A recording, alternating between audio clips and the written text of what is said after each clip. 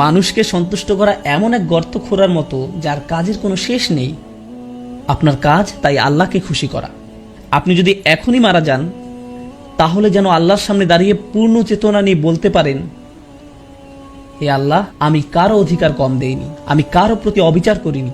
আমি জানি তারা সবাই হয়তো এমনটা মনে করে না, কিন্তু তুমি আর আমি জানি আমি কতটুকু করেছি বা করিনি। সুতরাং অন্যকে খুশি করা নিয়ে দুশ্চিন্তা করবেন না। কুরআন বাবা মায়ের অধিকার খুবই গুরুত্ব দিয়েছে। ইব্রাহিম আলাইহিস সালাম কি তার বাড়ি ছেড়ে চলে যাননি? হ্যাঁ, গিয়েছেন। তিনি সেখানে থেকে যেতে পারতেন, আর তাকে মারধর করা চালিয়ে যাওয়া হতো। অনেক সাহাবীদেরকেই খুব কঠিন অবস্থার সম্মুখীন হতে হয়েছিল, যেমন সাদ ইবনে আবি ওয়াক্কাস রাদিয়াল্লাহু তাআলা আনহু। তার মা বলেছিলেন, আমি না খেয়ে মরে যাব, কারণ তুমি মুসলিম হয়েছো। আমি ইসলামকে ঘৃণা করি, আমি তোমার মুসলিম হওয়া মেনে নিতে পারবো না। অথচ তার মা একাকী তাকে লালন পালন করেছিলেন। মাকে কিছু না খেতে দেখে তার নিজেরই খুব খারাপ লাগছিল, কিন্তু তিনি ইসলাম ত্যাগ করতে পারেননি। অনেক সময় মানসিক অত্যাচার শারীরিক নির্যাতনের চেয়েও অনেক বেশি কাঁদায়, আর সেই মানুষগুলো আমাদের বেশি কষ্ট দেয় যারা আমাদের বেশি আপন। শারীরিক নির্যাতনের ক্ষেত্রে চিহ্নগুলো আমরা দেখতে পারি, কিন্তু মানসিক অত্যাচার চিহ্নিত করা কঠিন। আমার আজকের আলোচনার বিষয় দুটি। এক, নিজের দিকে ভালোভাবে তাকিয়ে দেখুন আপনি নিজে দোষী কিনা, আপনি অবিচার করছেন কিনা। দুই, নাকি আপনার উপরই কোনো অবিচার করা হচ্ছে। আপনার উপর অনেক বিষয় নির্ভর করে। যদি আপনার প্রতি অন্যায় চলতে থাকে, তাহলে একসময় আপনি ভেঙে পড়বেন, নিজের দায়িত্বগুলো ঠিকমতো পালন করতে পারবেন না। সুতরাং অন্যকে খুশি করা নিয়ে দুশ্চিন্তা করবেন না। মানুষকে সন্তুষ্ট করা এমন এক গর্ত খোঁড়ার মতো যার কাজের কোনো শেষ নেই। আপনার কাজ তাই আল্লাহকে খুশি করা। আপনি যদি এখনই মারা যান, তাহলে যেন আল্লাহর সামনে দাঁড়িয়ে পূর্ণ চেতনা নিয়ে বলতে পারেন, হে আল্লাহ, আমি কারো অধিকার কম দেইনি, আমি কারো প্রতি অবিচার করিনি। আমি জানি তারা সবাই হয়তো এমনটা মনে করে না, কিন্তু তুমি আর আমি জানি আমি কতটুকু করেছি বা করিনি। এটাই ইহসান। ইহসান হলো আত্মসচেতনতা। আপনি যদি অন্য মানুষের স্ট্যান্ডার্ড অনুযায়ী চলতে যান, তাহলে আপনি যাই করেন না কেন আপনার 12টা বেজে যাবে। আমাদের মা বাবারা হয়তো এমন পরিবেশে বড় হয়েছেন যে আপনি হয়তো কোনো হাসপাতালে কার্ডিয়াক সার্জারির হেড, বা আপনি হয়তো আপনার ভাই বোনদের মধ্যে সবচেয়ে ভালো, কিন্তু তাও তারা বলবে, তোমার কাছ থেকে আমি আরো বেশি আশা করেছিলাম। বাকি সবাই আপনার তারিফ করে, কিন্তু তারা বলবে, তুমি এমন কেন, তুমি আমাকে হতাশ করলে। কোনো কিছুই যথেষ্ট হবে না, এটাও ঠিক আছে। তারা হয়তো ভাবে যে আপনি যথাযথ ভালো হতে পারেননি। আপনার স্ত্রীও এমনটা ভাবতে পারেন। তিনি হয়তো আপনাকে ছোট করে কথা বলেন, এমনভাবে কথা বলেন যেন আপনি কোনো আবর্জনা। সন্তানেরা হয়তো আপনাকে কষ্ট দেয়, আমি জানি না। কিন্তু একটা কথা মনে রাখবেন, আল্লাহর সাথে আপনাকে সৎ থাকতে হবে। আপনি যাতে বলতে পারেন, আমি আমার দায়িত্ব ঠিকমতো পূরণ করেছি, আমি কারোর সাথে অন্যায় করিনি। এটাই হলো ওয়াবুদুল্লাহ ওয়ালা তুশরিকু বিহি শাইআন ওয়া বিল ওয়ালিদাইনি ইহসানা। এটুক ঠিক করে চলাই একটা বড় কাজ। এরপর তারা যাই বলুক, সেই ভার আল্লাহর কাছে, সেটা আল্লাহ আপনার উপর চাপিয়ে দেননি। এরপর আসে নিকটাত্মীয়দের কথা, তাদের দিকেও খেয়াল রাখতে হবে। প্রতিবেশীর অধিকার, তাদের দিকে খেয়াল রাখতে হবে। প্রতিবেশীর অধিকার, নিকটাত্মীয়দের কথা, তাদের দিকেও খেয়াল রাখতে হবে। অনেক আলেমরা বলেন আপনার বন্ধুরাও এই আওতায় পড়ে। বিশেষ করে যেসব বন্ধু আপনার বাসার কাছে থাকে, তাদের কিছু প্রয়োজন কিনা সেদিকে খেয়াল রাখা। আপনি যত বেশি অন্য মানুষের দিকে খেয়াল রাখবেন, আল্লাহ তত বেশি আপনার যত্ন নেবেন। এদিক থেকে ভাবলে এটা আসলে নিজের দিকেই খেয়াল রাখা। আপনি যদি নিজ থেকে এগিয়ে অন্যের খবর নেন, তাদের সাহায্য করেন, আল্লাহ তাহলে আপনাকে অনেক সমস্যা মিটিয়ে দেবেন। এমনকি যাতায়াতের ক্ষেত্রেও, আপনি হয়তো ট্রেনে, প্লেনে বা বাসে কোথাও যাচ্ছেন, আর আপনার পাশে একজন বসে আছেন। হয়তো কোনো ডাক্তারের অফিস বা এয়ারপোর্টের লবিতে কারোর সাথে বসে আছেন। তাদের প্রতি ইহসান দেখান, সুন্দর ব্যবহার করুন। ইহসানের আয়াতটা আসলেই এত চমৎকার। আপনি যদি হাইওয়েতে যাতায়াত করেন, তাহলে আপনার পাশে চলা গাড়ির চালক আপনার প্রতিবেশীর মতো। তাই যদি তাকে কোনো ইঙ্গিত না দিয়ে হুট করে মোড় ঘুরিয়ে নেন, তাহলে সেটাও আয়াতটির অবমাননা হবে। আপনি তার প্রতি ইহসান করলেন না, তাকে বিচ্ছিন্ন করে দিলেন। যেমন কেউ গাড়ি পার্ক করতে যাচ্ছে, আর আপনি মাঝখান দিয়ে কারণ আপনার হয়তো জুমার নামাজ ধরতে হবে। কিন্তু এতে করে আপনি আপনার প্রতিবেশীর প্রতি ইহসান নষ্ট করলেন।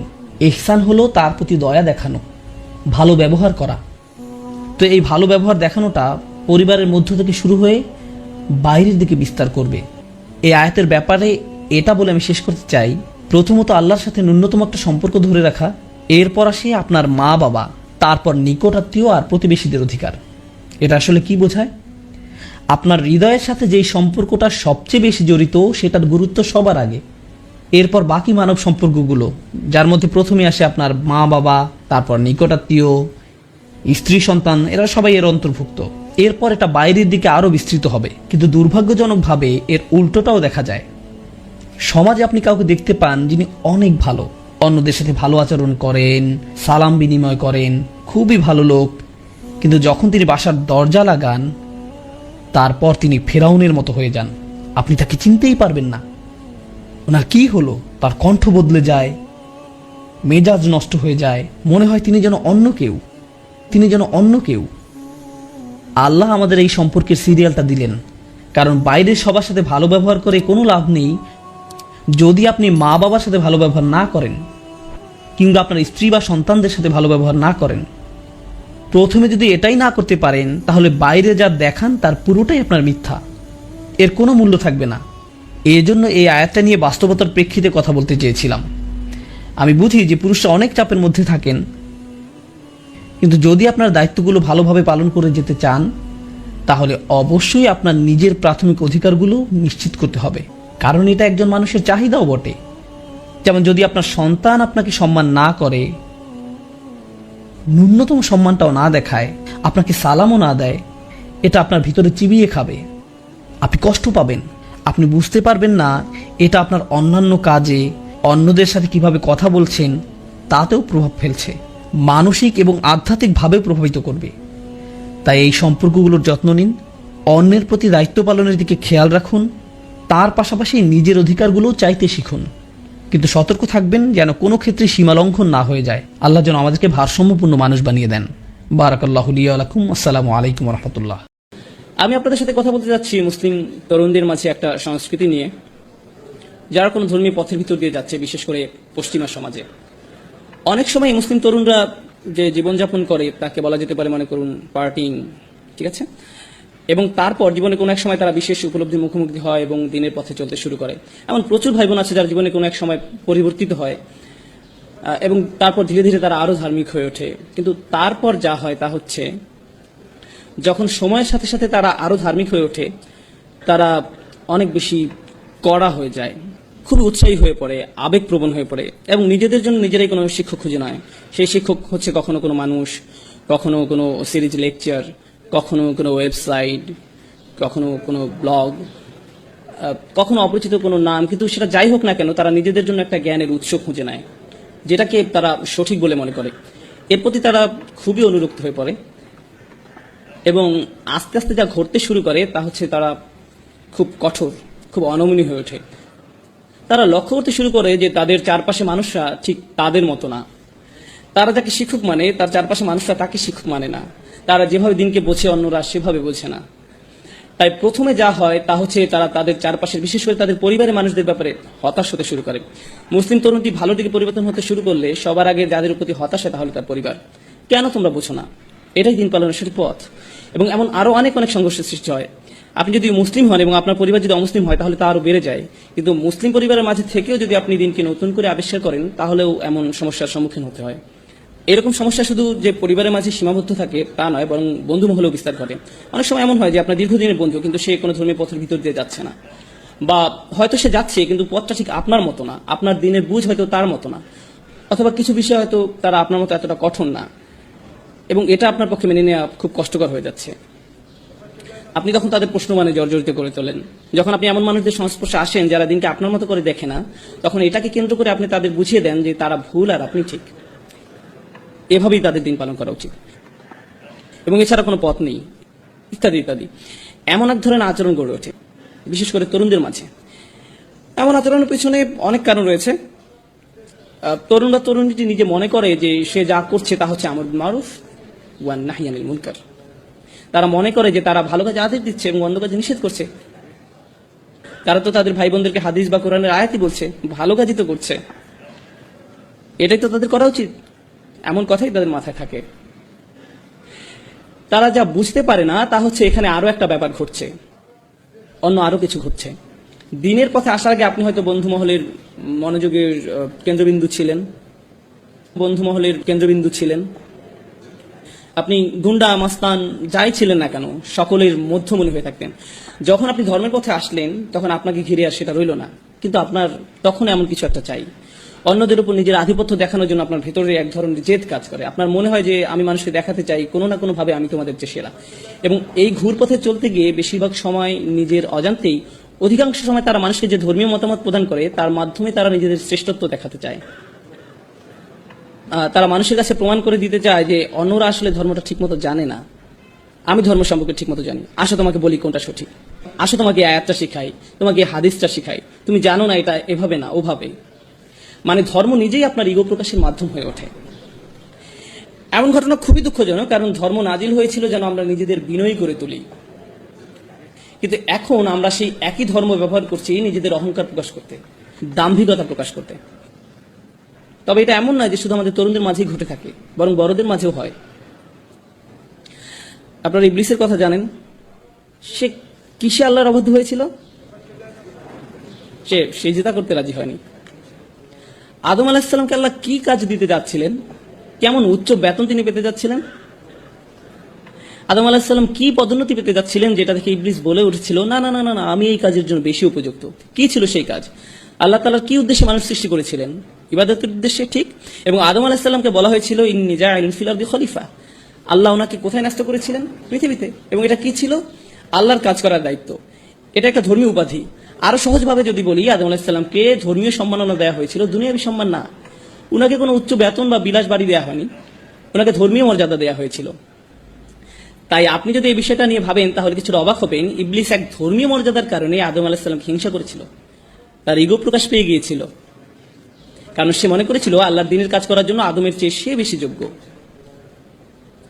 দ্বীনের কাজ করার জন্য আমি বেশি যোগ্য। এবং এই অহংকার প্রকাশ পেয়ে যায় যখন কেউ দাবি করে যে মসজিদের সভাপতি হওয়ার জন্য আমি বেশি উপযুক্ত, সভাপতি পদের জন্য আমি বেশি উপযুক্ত। তাকে কেন বেছে নেওয়া হলো? কেন তাকে এই কাজ দেওয়া হলো? কেন আমাকে নেওয়া হলো না? এটা একটা ধর্মীয় কাজ। সভাপতি হলে আপনাকে টাকা দেওয়া হবে না, মসজিদ পরিচালনার জন্য তো আপনাকে নতুন গাড়ি দেওয়া হবে না, কিন্তু তারপরও আমেরিকা জুড়ে আমরা দেখতে পাই কিসের জন্য মানুষ জান দিয়ে লড়ে যাচ্ছে? ধর্মীয় খেতাবের জন্য। মসজিদ পরিচালনা কে থাকবে? কার কথা শোনা হবে? কিন্তু কেন? এই রোগের সূচনা কোথায় হয়েছিল? সেই কাহিনী যথেষ্ট পুরানো। এই রোগের ভাইরাস ইবলিসের থেকে শুরু হয়েছিল। সে ওই ধর্মীয় কর্তৃত্ব চেয়েছিল। মূল বিষয় হচ্ছে এটা এক প্রকার অসুখ, এবং এটা যদি কারো মাঝে থাকে তাহলে তার সেটা অতি সত্বর চিহ্নিত হওয়া উচিত। যখন আপনার মনে হয় ভাগ্যিস আমি ছিলাম, না থাকলে এই মানুষদের একদম বিপদে চলে যেতে হতো, এদের সঠিক পথ দেখানোর জন্য অন্তত আমি আছি, যদি এটা আপনার মনোভাব হয়, আপনি ভয়ঙ্কর সমস্যা আক্রান্ত। সত্যি আপনি ভীষণ সমস্যা আছেন, কারণ আপনি ভাবছেন এই দিন কার উপর নির্ভর করে? আপনার উপর। দিনের আমাদেরকে প্রয়োজন নেই, আল্লাহর দিনকে আমাদের প্রয়োজন, কিন্তু আল্লাহর দিনের আমাদেরকে প্রয়োজন নেই। আল্লাহু গানিয়ুন হামিদ। আল্লাহ সুবহানাহু ওয়া তাআলা সমস্ত প্রয়োজন থেকে মুক্ত, তার আমাদেরকে প্রয়োজন নেই। আমাদের নিজেদের আরো বিনয় হওয়া দরকার। আমি এতক্ষণ ধর্মীয় দৃষ্টিকোণ থেকে ইগোর কথা বলছিলাম, কিন্তু পরিবারের মাঝেও দেখা যায় যে আমরা বলছি আমি মারা গেলে এই পরিবার দেখাশোনা কে করবে, কে বিল পরিশোধ করবে, আমি না করলে কে এসব করবে, এমন ভাবনা আপনার মনে আসে, ঠিক। কিন্তু আপনারা জানেন আমাদের মৃত্যু কবে হবে সেটা নির্ধারণ করা আছে। কিন্তু আপনি যতই ভাবুন না কেন যে আমার এত টাকা জমাতে হবে বা অত টাকা জমাতে হবে, আমাকে প্রমোশন পেতে হবে বা ইত্যাদি, আপনি চিন্তা করেন আপনাকে কি কি করতে হবে, কিন্তু যদি আল্লাহ তাআলা ঠিক করেন যে আপনি আজ রাতে মারা যাবেন, তাহলে যা নির্ধারিত তাই হবে। এবং আমি চলে যাওয়ার পর আমার সন্তান, আমার স্ত্রী, আমার স্বামী, যেই হোক না কেন, আল্লাহ তাআলা ইতিমধ্যেই তাদের দেখাশোনা করছেন।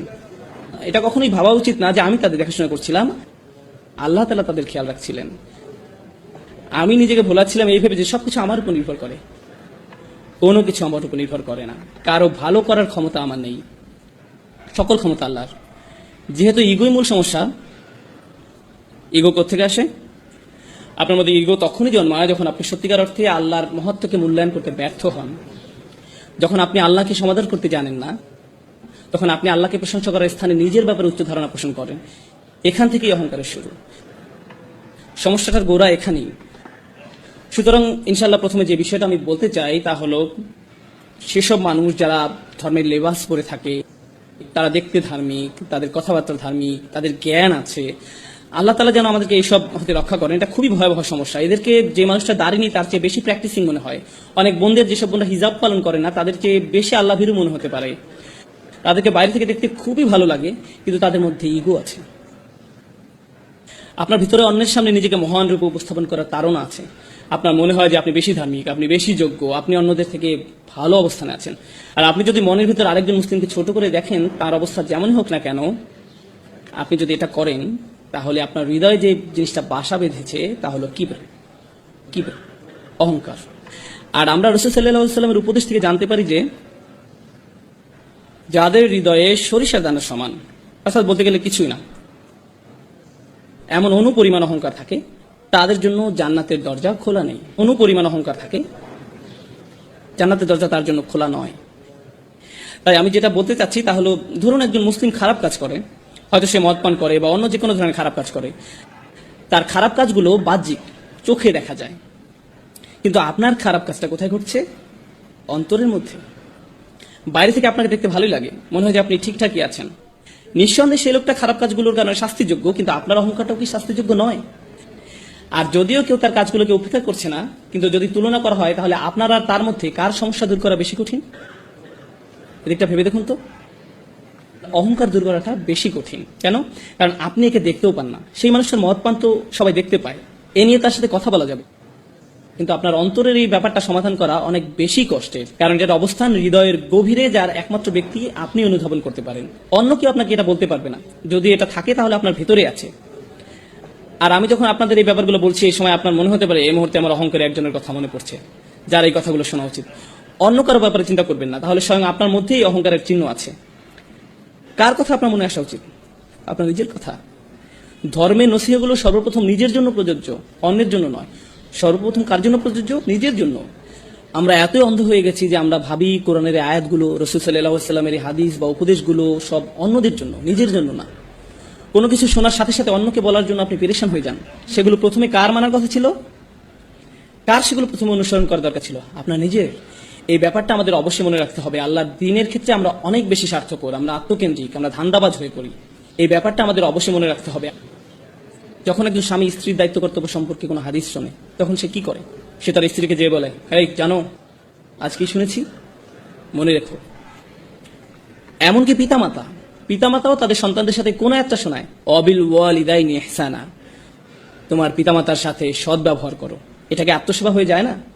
আমরা কি এখানে নিজের সেবা করতে এসেছি নাকি আল্লাহর দ্বীন পালন করতে এসেছি? এটা পুরো দৃষ্টিভঙ্গি বদলে দেয়। এটা সম্পূর্ণ ভিন্ন দৃষ্টিভঙ্গি। তো এটি প্রথম সমস্যা যা আমি আপনাদের সামনে তুলে ধরতে চেয়েছিলাম। ইগো, যা কেবল আপনিই উপলব্ধি করতে পারেন, আর কেউ আপনার জন্য তা করতে পারবে না। যদি আপনার অন্তরের মধ্যে ইগো থাকে, তাহলে বাইরে থেকে যতই ভালো দেখাক না কেন, তার কি মূল্য থাকবে? কারণ আপনার হৃদয়টাই সুস্থ নেই। আর আল্লাহ বলেন, ইল্লামান আতাল্লাহু বিকলবিন সালিম, কিন্তু একমাত্র তারা ব্যতীত যারা সুস্থ অন্তর নিয়ে আল্লাহর কাছে আসবে। তাই আমাদের ভিতরের এই ইগোটাকে ঠিক করতে হবে। দ্বিতীয় পয়েন্টে যাওয়ার আগে আমি আপনাদের কিছু টিপস বলি কিভাবে বুঝবেন যে আপনার মধ্যে ইগো আছে। যদি কেউ আপনাকে কোনো বিষয়ে শুধরে দেয় আর আপনি খুবই অপমানিত বোধ করেন, আপনার যদি মনে হয় তুমি কিভাবে আমাকে এটা বলতে পারো, নিজেকে কি মনে করো, তার কি এমন যোগ্যতা আছে যে আমার ভুল ধরিয়ে দেয়, এটা যদি আপনার প্রথম প্রতিক্রিয়া হয়, তবে আপনার মধ্যে ইগো সমস্যা আছে। সেই লোকটা যদি ভুলও হয়ে থাকে, তার হয়তো সেটা বলা উচিত হয়নি, তারপরও আপনার প্রাথমিক প্রতিক্রিয়া এমন হবে না যে সে কে এটা আমাকে বলা, বরং আপনার প্রতিক্রিয়া হবে, হয়তো এই মন্তব্যের মধ্যে দিয়ে আল্লাহ আমার নিজের কোনো অনুচিত কাজের দিকে মনোযোগ দিতে বলছেন। আচ্ছা, এটা যদি 100% সত্য নয়, কিন্তু তার কথার মধ্যে সামান্য অংশ কি সত্য? এর মাঝে কি 1% সত্য, 0.5% সঠিক? তার কথার মধ্যে যতটুকু সত্য ততটুকুই আমি গ্রহণ করি। আমার নিজেকে বাঁচাতে হবে। সে কে আমাকে এগুলো বলার? নিজের মধ্যে এমন মানসিকতা গড়ে তুলবেন না। বাজে কথার মধ্যে থেকেও ভালোটুকু বের করে আনুন, আর বাকিটা বাদ দিন। যদি আপনার ভিতরে সব আলোচনা অংশ নেওয়ার তাড়না কাজ করে, যদি আপনার মনে হয় যে আলোচনার মধ্যে যে কোনো ভাবেই নিজের মতামত শোনাতেই হবে, আলোচনা শেষে আপনার মত গ্রহণ না করা হলে যদি আপনি খুবই অপমানিত বোধ করেন, হয়তো আপনি একটা মত দিয়েছেন, অন্যজন আরেকটা মত দিয়েছে, আর শেষে তার মতটাই গ্রহণ করা হয়েছে, আর তখন আপনি রাগান্বিত হয়ে সেখান থেকে চলে গেলেন, তাহলে আপনার ইগো প্রবলেম আছে। বিশেষ করে ধর্ম সম্পর্কিত কোনো ব্যাপারে হতে পারে, কোনো মসজিদে বসে কয়েকজন আলোচনা করছে যে তাদের কি করা উচিত এই ব্যাপারে, সেখানে আপনি আপনার মতামত দিলেন, সাথে অন্যরাও দিল, আর এই আলোচনা আল্লাহ সন্তুষ্টির জন্যই হচ্ছে, তাই না? আপনি মসজিদ বিষয়ে অথবা অন্য কোনো ব্যাপারে যে মতামতটা দিলেন সেটা কাকে খুশি করার জন্য? আল্লাহকে খুশি করার জন্য। আপনি তো সেটা নিজের জন্য দেননি, দেখা যাক আমার মতে প্রাধান্য পায় কিনা, এটা তো আপনার লক্ষ্য ছিল না। আর যদি সেজন্যই দিয়ে থাকেন তাহলে আপনার চিন্তার মধ্যে সমস্যা আছে। তো আপনি যদি প্রকৃতপক্ষে আল্লাহর সন্তুষ্টির জন্য কোনো বিষয়ে আন্তরিক মতামত দেন, তাহলে ইতিমধ্যে কি আপনার পক্ষে সব লেখা হয়নি? আল্লাহর সন্তুষ্টির জন্য কোনো বিষয়ে আন্তরিক মত দেন, তাহলে কি আপনার জন্য সব পেয়ে গেলেন না? হ্যাঁ, আল্লাহ আপনাকে আপনার প্রাপ্য পুরস্কার দেবেন। তাই লোকের আপনার মতামত গ্রহণ করুক আর না করুক, আপনি ইতিমধ্যে সব পেয়ে গেছেন। তাই লোকের আপনার মতামত গ্রহণ করুক আর না করুক, সেটা আপনার কাছে কোনো গুরুত্বপূর্ণ ব্যাপার নয়, কারণ আপনি যে জিনিসটা চেয়েছিলেন তা তো আপনি পেয়ে গেছেন। কিন্তু আপনার নিয়ত যদি আল্লাহ সন্তুষ্ট অর্জন না হয়ে নিজের মতামতের প্রাধান্য হয়, তাহলে আপনি বলবেন না, আমি আমার মত দিয়েছি যাতে এটাই প্রধান মত হয়, আর সেটা না হওয়াতে আমি অপমানিত বোধ করছি। এভাবে নিজেকে সহজেই যাচাই করা যেতে পারে। অন্যকে আপনার ইগো চেক করতে পারবে না। যদি আপনি কষ্ট পান তাহলে নিজেকে নিজে প্রশ্ন করুন। এই ব্যাপারগুলো চর্চা করা অনেকটাই কঠিন, তারপর আমাদের নিজেদেরকে যাচাই করা চালিয়ে যেতে হবে। সুতরাং প্রথম সমস্যাটা হলো ইগো, যাদেরকে বাইরে থেকে ধার্মিক মনে হয় কিন্তু ভেতরে নিজেদের অন্য থেকে বড় করে উপস্থাপন করার ধারণা কাজ করে। দ্বিতীয় সমস্যাটাও অনেকটা একই ধরনের। বাইরে থেকে ধার্মিক মনে হয়, বেশ ভালো লাগে, জ্ঞানী মনে হয়, মুখে ভালো কথাও বলে, ভালো পোশাক পরে, সবকিছুই চমৎকার, তাকে দেখে যে কেউ বলবে এই ভাইটা আসলে অসাধারণ একজন মানুষ। কিন্তু ভেতর ভিতরে কি হয় জানেন? প্রথম ক্ষেত্রে নিজের মধ্যে ইগো জন্ম নেয়, আর দ্বিতীয় সমস্যা হলো হৃদয় কঠিন হয়ে পড়ে। তখন আল্লাহর কথা আপনাকে আর নাড়া দেয় না, কুরআন শুনেও আপনি কিছু অনুভব করেন না। অনেক দিন হয়ে গেছে আপনি সালাতে দাঁড়িয়ে কাঁদেন না, আপনার হৃদয়ে কোনো অনুভূতি ছুঁয়ে যায় না। আপনি নিয়মিত এগুলো শুনছেন, কিন্তু আপনার সবসময় মনে হয় আমি তো এগুলো আগে থেকেই জানি, আমার এসব শুনে লাভ নেই, এগুলো তো আমি অনেক আগেই শুনেছি, আমি জানি এরপর কি বলবেন। সালাতে দাঁড়িয়ে আপনি ভাবতে থাকেন ইমাম সাহেবের তেলাওয়াত আরো শুদ্ধ হতে পারতো, তার কলকলাটা আরো ভালো হতে পারতো, তিনি মতটা যথেষ্ট লম্বা করেননি, গুন্নাটা, এসবই আপনার সালাতের মাঝে হচ্ছে। এটা কিসের লক্ষ্য জানেন? আপনার তাজবিদ ভালো, কিন্তু হৃদয় কঠিন। আল্লাহর কালামও কি আপনাকে নাড়া দেওয়ার জন্য যথেষ্ট নয়? সেগুলো শুনেও কি আপনার হৃদয় বিগলিত হয় না? আপনি কেবল সেগুলোকে অবচেতন মনেই শুনে যান। একদিকে আপনার ইলম বৃদ্ধি পাচ্ছে, লোকজনের সামনে আপনাকে খুবই ধার্মিক বলে মনে হচ্ছে, কিন্তু যে সময় একা থাকেন, যখন আর কেউ আপনাকে দেখতে পায় না, তখন আপনার ভিতরে খারাপ সত্তাটা বেরিয়ে আসে, যার কিছু আলাদা আচরণ আছে, যে কিছু গোপন কাজ করে, আপনি কখনো কল্পনাই করতে পারবেন না যে সে এরকম খারাপ কাজ করতে পারে। তার স্বাভাবিক চলাফেরা দেখে, মানুষের সাথে তার আচরণ দেখে আপনি ধারণাই করতে পারবেন না যে তারা নির্জনে এরূপ, কিন্তু তারা নির্জনে একদম ভিন্ন এক মানুষের রূপ নেয়, যাকে দেখে আপনিও চিনতে পারবেন না। তো সেই মানুষের ভেতরে একটা দানব বাস করছে, তার কিছু বাজে সমস্যা আছে, কিন্তু তাকে বাহ্যিক দিক থেকে দেখে একজন মহান ব্যক্তি মনে হয়। কেউ আপনার এই সমস্যা দূর করতে পারবে না, কারণ তারা জানেও না যে আপনার মধ্যে এমন একটা সমস্যা বিরাজ করছে। তাই প্রথম সমস্যা হলো ইগো, দ্বিতীয় সমস্যা হলো কঠিন হৃদয়। আর দুটোই আত্মিক সমস্যা, দুটোই হৃদয়জনিত সমস্যা। আর এই সমস্যাগুলো কেবল একজনই শনাক্ত করতে পারে। কে সে? আপনি নিজে। ইনশাআল্লাহ শেষের দিকে যে এই সমস্যাগুলো দূর করার জন্য কিছু টিপস নিয়ে আলোচনা করব। আমি দ্বিতীয় পয়েন্টটা গুছিয়ে আনতে চাই, হৃদয় কঠিন হয়ে পড়ার ব্যাপারে। আল্লাহ তাআলা বলেন, যে একটা আমি শুরুতে তিলাওয়াত করেছিলাম সূরা হাদীদ থেকে, আল্লাহ প্রথমে আহলে কিতাবদের সাথে পড়ে আমাদের সাথে কথা বলছেন। তিনি বলেন, আলাম ইয়ানিল্লাযিনা আমানু, মানুষদের মধ্যে যারা ইমানদার বলে নিজেদেরকে দাবি করে, আন তাকশা কুলুবুহুম লিযিকরিল্লাহ, তাদের জন্য আল্লাহর স্মরণে হৃদয় বিগলিত হওয়ার সময় আসেনি। তাদের হৃদয় সশ্রদ্ধ ভয়ে পূর্ণ হওয়া উচিত, তাদের হৃদয় হয়ে যাওয়া উচিত বিগলিত।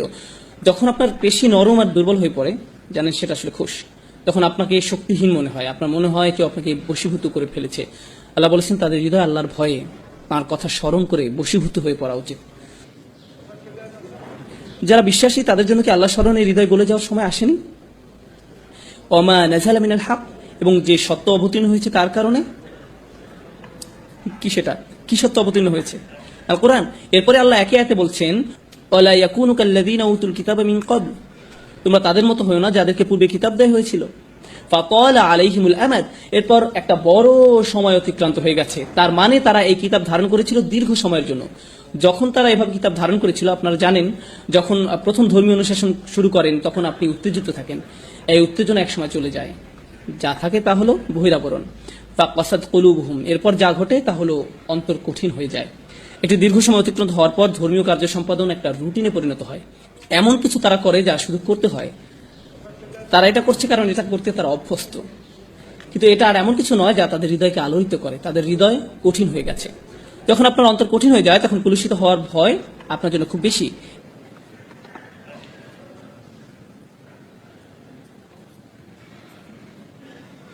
এজন্য আয়াতে বলা হয়েছে ওয়াকাসিরুম মিনহুম ফাসিকুন, তাদের অধিকাংশই পাপাচারী, তাদের বড় একটা সংখ্যা হলো খারাপ। আয়াতটি শেষ হয়েছে আহলে কিতাবদের দিয়ে, কিন্তু কি দিয়ে শুরু হয়েছিল? আলাম ইয়ানিল্লাযীনা আমানু। আলোচনাটি আসলে তাদের নিয়ে যারা বিশ্বাস স্থাপন করেছে আর কিভাবে তাদের অন্তর কঠিন হয়ে গেছে। আর এটা যদি আপনার ভিতরে অনুভব করতে পারেন, কেউ আপনাকে বলে দিতে পারবে না, এটা কেউ আপনাকে বলে দিতে পারবে না। আমি আবার বলছি, আপনার জন্য এটা অনুমান করতে পারবে না। একমাত্র যে এটা ধরতে পারবে সে ব্যক্তি হলো আপনি নিজে, অন্য কেউ নয়। আপনি আল্লাহর সামনে কতটুকু বিনয়ী, আপনি অন্যদের সামনে কতটুকু বিনয়ী, এই বিষয়টা আপনাকে বলে দিতে পারবো না, আমি আপনাকে বলে দিতে পারবো না। একমাত্র আপনি বলতে পারবেন। আপনি যদি কখনো হতাশায় ভোগেন, আপনি বুঝতে পারবেন যে আপনার অন্তর আসলে কঠিন হয়ে গেছে, আর আপনি নিজে এই সমস্যাটা আপনার মধ্যে বাড়তে দিয়েছেন। যখন কোনো ধর্মীয় ব্যক্তির উপস্থিতি খুবই ভীতিকর মনে হয়, কোনো দেখতে ধার্মিক লোক, তাকে দেখার সাথে সাথে আপনার মনে ভীতি তৈরি হয়, তাদের সাথে কথা বলতে আপনি আতঙ্কিত হন, তাদের আশপাশে যাওয়া আতঙ্কজনক হয় আপনার জন্য, আপনি আতঙ্কগ্রস্ত হয়ে পড়েন। অনেক সময় যেসব বোন হিজাব পরেন না, তারা হিজাব পর একজনকে আসতে দেখলে তারা রাস্তা ক্রস করে অন্যদিকে চলে যান, ওই যে হিজাব পুলিশ আসছে, এবং সে নিশ্চয়ই আমাকে এমন কিছু বলবে যে আমার মন খারাপ করে দিবে। এখন একদিকে এটা ভয়ের কারণ, অন্যদিকে কখনো এটা সত্যি। কিছু মানুষ রয়েছে যারা অন্যদের নিচু চোখে দেখে, তারা অন্যদের প্রতি মারাত্মক অধ্যত আচরণ করে। এখন আপনি আমাকে বলুন, কিছুদিন আগেও না আপনি পার্টি মাতিয়ে রাখতেন? যারা আপনার সাথে এভাবে কথা বলে তাদের আপনি কিভাবে জবাব দেন? আপনি কি ভুলে গেছেন যে আপনি কোথা থেকে এসেছেন, আল্লাহ আপনাকে কোথায় নিয়ে এসেছে? কারণ মানুষ ভুলে যায় যে তারা কি ছিল আর আল্লাহ তাদের কোথায় এনেছেন। তারপর কয়েক বছর অতিক্রান্ত হওয়ার পর যখন তারা ভালো হয়ে যায়, তখন এমন কাউকে দেখলে তারা বলে আস্তাগফিরুল্লাহ, সে এমন কিভাবে হলো? আপনি কোথায় ছিলেন? এই লোককে দেখে তো আপনার শিক্ষা নেওয়া উচিত, আপনি তো ঠিক তার মতোই ছিলেন। আল্লাহর যে রহমত আপনার উপর বর্ষিত হয়েছে তা আপনার স্মরণ করা উচিত। কুনতুম আলা শাফা হুফরাতিম মিনান নার, আপনি দোজখের একেবারে প্রান্তে ছিলেন, ফাআনকাযাকুম মিনহা, তিনি আপনাকে রক্ষা করেছেন। আর সেই আয়াতে আল্লাহ বলছেন ফাআল্লাফা বাইনা কুলুবিকুম, তিনি তোমাদের অন্তরে ভালোবাসা সৃষ্টি করেছেন। আপনারা আপনাদের অন্তরসমূহের মাঝে যদি ভালোবাসা পেতে যান, তাহলে আপনাকে মনে রাখতে হবে যে আপনি নিজেও একদিন এই পথে ছিলেন এবং আপনাকে সেখান থেকে রক্ষা করা হয়েছে। আপনাকে এজন্য রক্ষা করা হয়নি যে আপনি খুব স্মার্ট মানুষ, আপনি রক্ষা পাওয়ার যোগ্য।